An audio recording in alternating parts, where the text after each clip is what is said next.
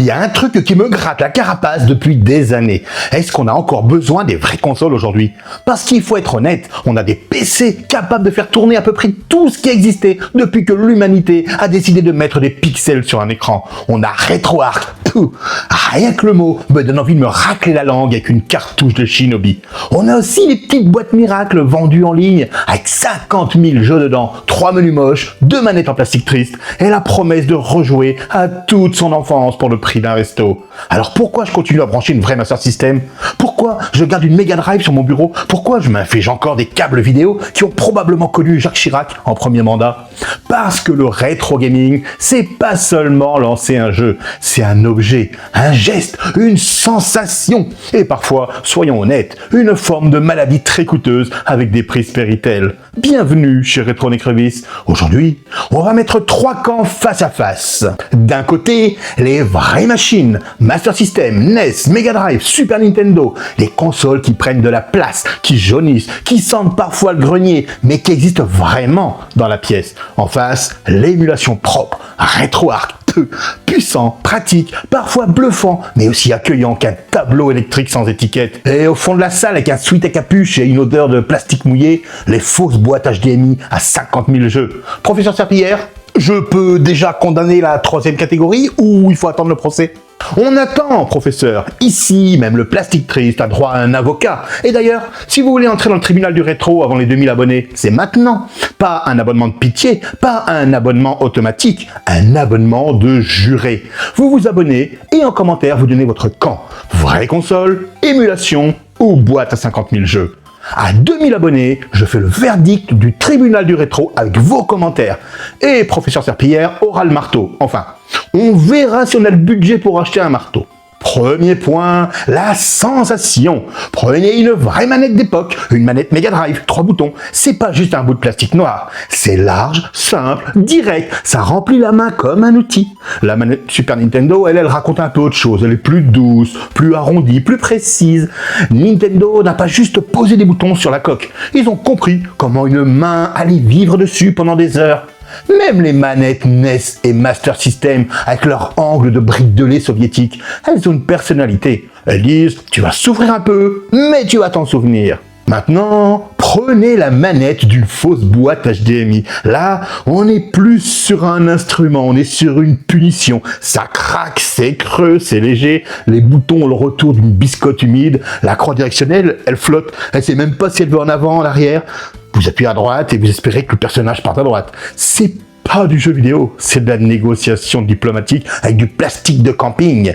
Professeur Serpillière, j'ai déjà vu des éponges avec plus de répondants. Merci pour cette expertise humide.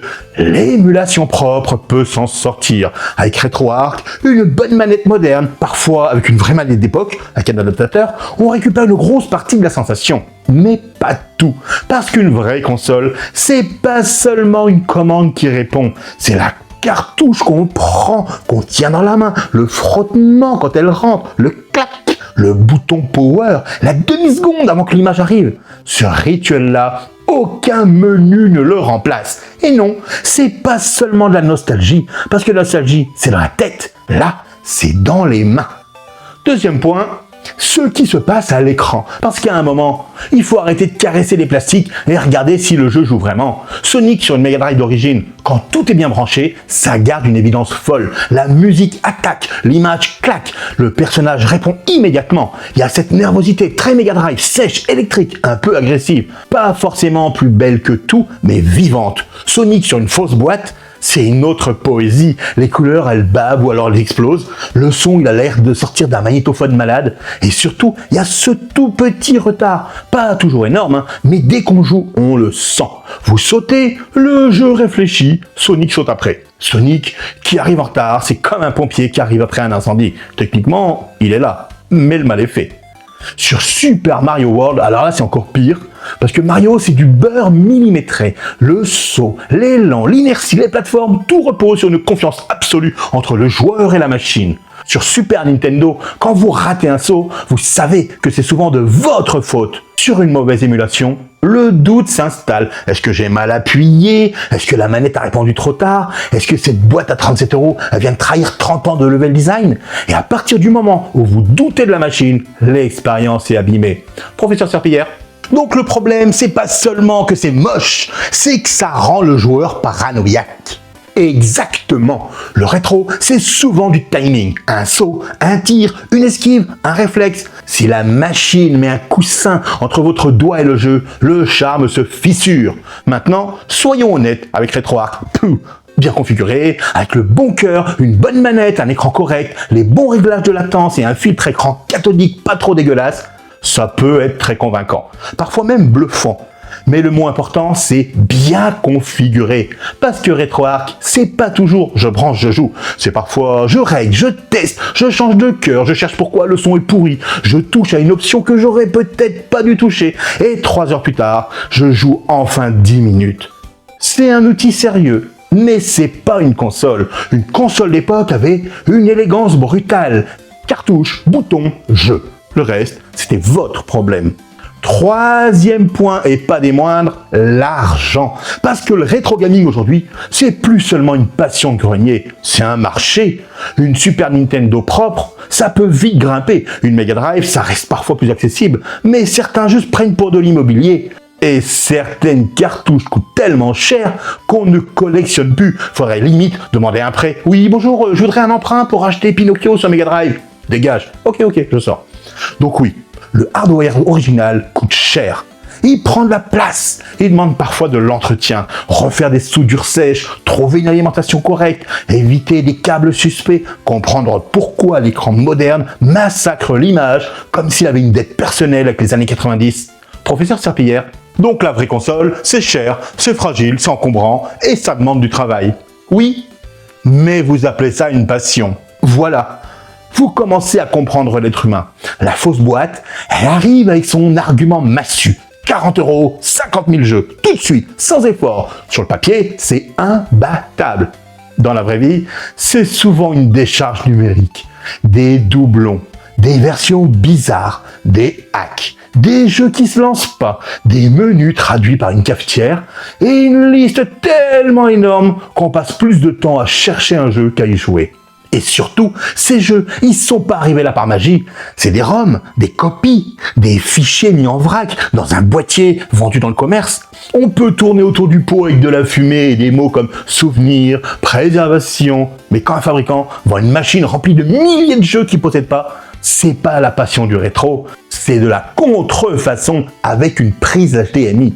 RetroArch, lui, c'est différent. Le logiciel est légal. L'émulation en elle-même, elle est légale. Ce que vous mettez dedans, ça c'est votre responsabilité à vous.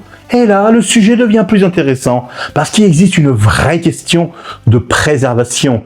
Des jeux qui disparaissent, des machines qui vieillissent, des supports qui meurent, des catalogues entiers qui sont plus commercialisés. L'émulation propre a un rôle, un vrai. Mais entre préserver le patrimoine et acheter une boîte douteuse pleine de jeux copiés, il y a une grosse différence. À peu près de la taille d'un camion. Heureusement, il n'y a pas seulement deux choix entre vendre un rein pour une cartouche et acheter une boîte pirate avec une manette molle.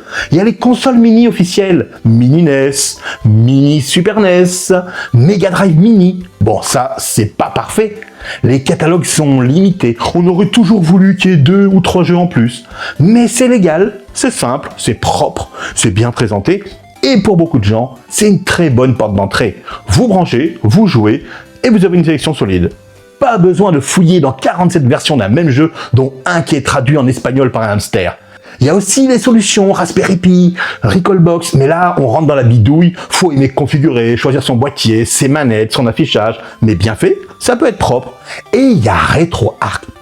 Je vais finir par devoir me laver la bouche au nettoyant contact. Je l'utilise parfois pour tester, pour comparer, pour capturer, pour jouer à certains titres qui sont difficiles ou impossibles à avoir sur le matériel d'origine. Mais je ne le mets pas au même niveau que la vraie machine. Parce que la vraie machine, elle ne se contente pas d'exécuter un jeu, elle impose son époque. Elle a ses limites, ses câbles, son bruit, son plastique, sa manette, son image, ses défauts.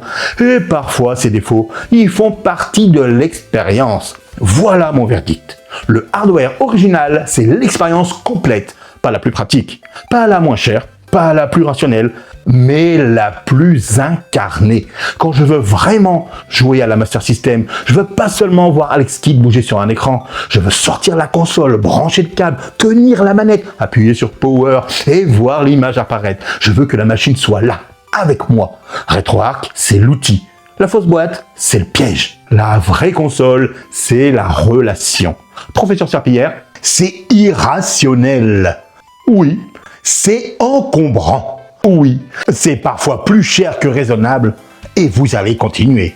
Évidemment, personne ne garde une console de 30 ans parce que c'est le moyen le plus efficace de lancer un jeu. On la garde parce qu'elle a une gueule, parce qu'elle a survécu, parce qu'elle transforme une partie de 20 minutes en un petit rituel domestique. Une cartouche, c'est pas juste un support, c'est un objet qui a attendu. Elle a été achetée, prêtée, oubliée, retrouvée. Elle a peut-être même dormi dans une chambre d'enfant, dans un carton, dans une brocante, une cave. Un jour, elle revient sur une table. On souffle dessus, même s'il faut pas et ça sert à rien. On l'enfonce dans la console et l'image revient. C'est bête, c'est magnifique. C'est exactement pour ça qu'elle est encore là. Alors oui, l'émulation a sa place. Oui, les solutions modernes ont leur intérêt. Oui, tout le monde n'a pas les moyens, la place ou l'envie de collectionner du hardware original. Mais moi, avec mes pinces, mes câbles et ma mauvaise foi contrôlée, je défends les vraies machines. Pas parce qu'elles sont parfaites, parce qu'elles sont là. Parce qu'on ne joue pas seulement à un jeu rétro, on joue avec un morceau du temps.